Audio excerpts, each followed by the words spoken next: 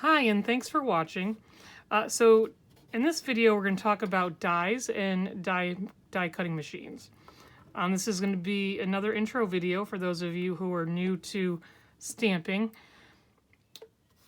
and die cutting. So what are dies? So dies are these metal pieces that usually are the shape of your stamps. So here's an example of what they look like before they've been cut up. So the whole point of die cutting is that you don't have to fussy cut your image with scissors. So instead of stamping your image and then cutting around it, which you can also do as well, you can buy the dies that go with your die set, your stamp set, and then you can use that with your stamps instead of fussy cutting it.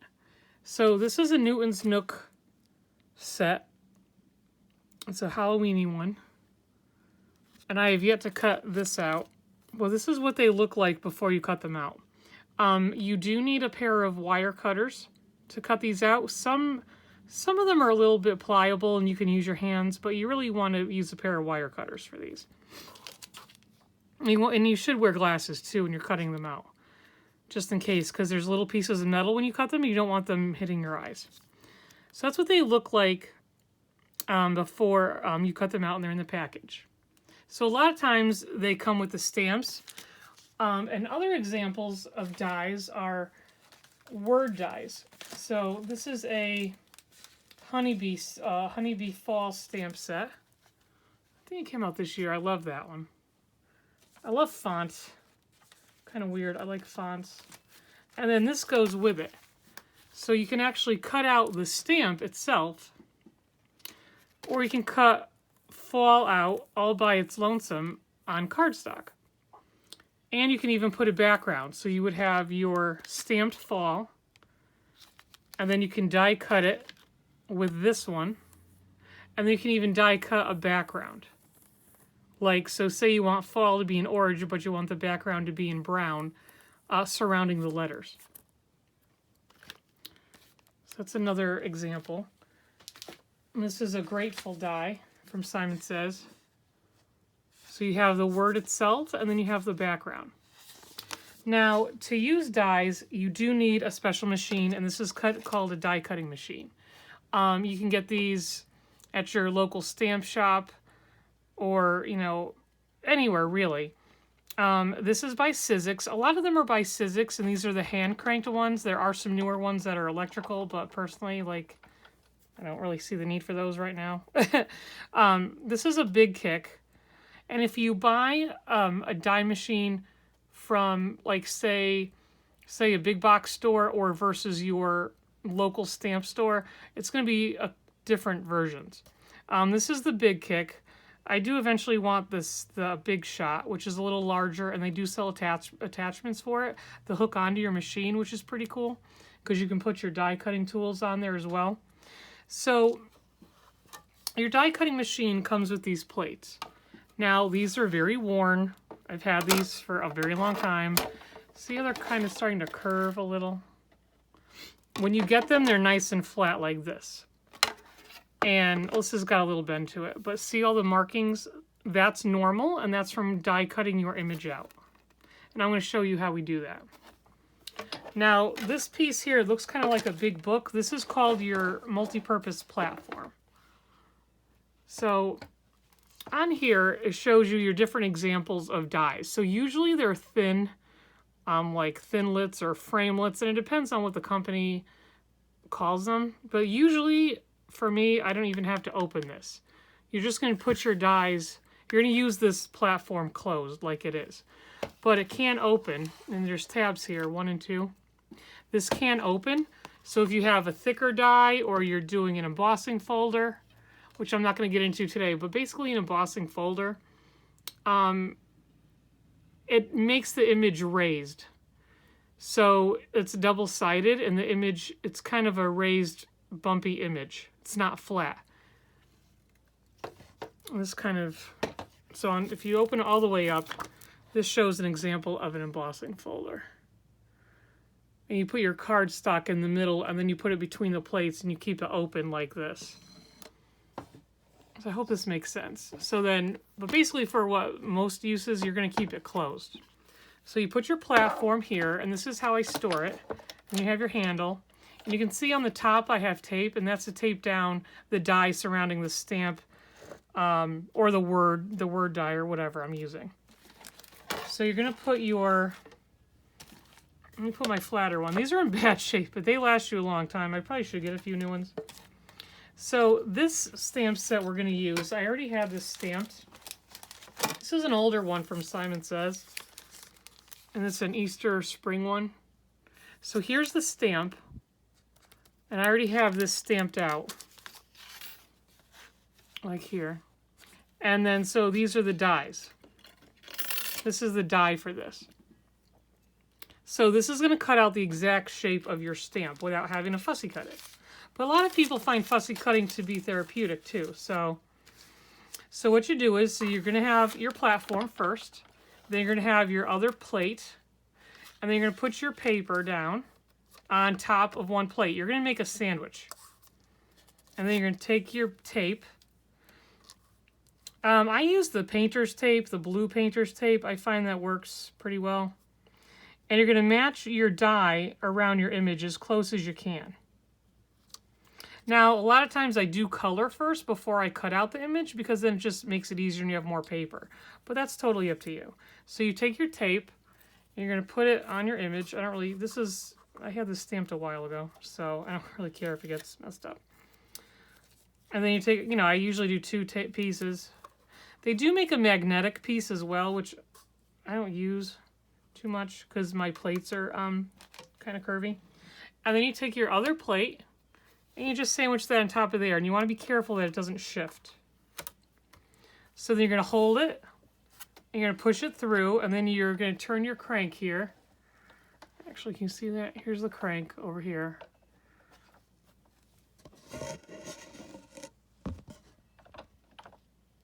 I'll show it after. Sorry about that. And then you just turn the crank. And you want to hold it here. The thicker the die, it is a little heavier. And you're done. So you just take off your one plate. And then be careful to remove your tape. You really don't want to tape the image because you don't want it to mess your image. I got a little bit of the paper there. And see, it just comes right out. How cool is that?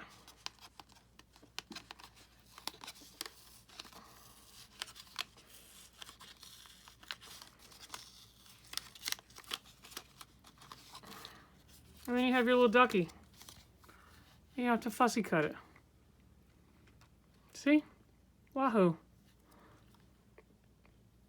Well, that was my bad. I put it too close to the edge of the paper, so it kind of cut that off. But that's how they look when they're all done. And you can color it and do whatever.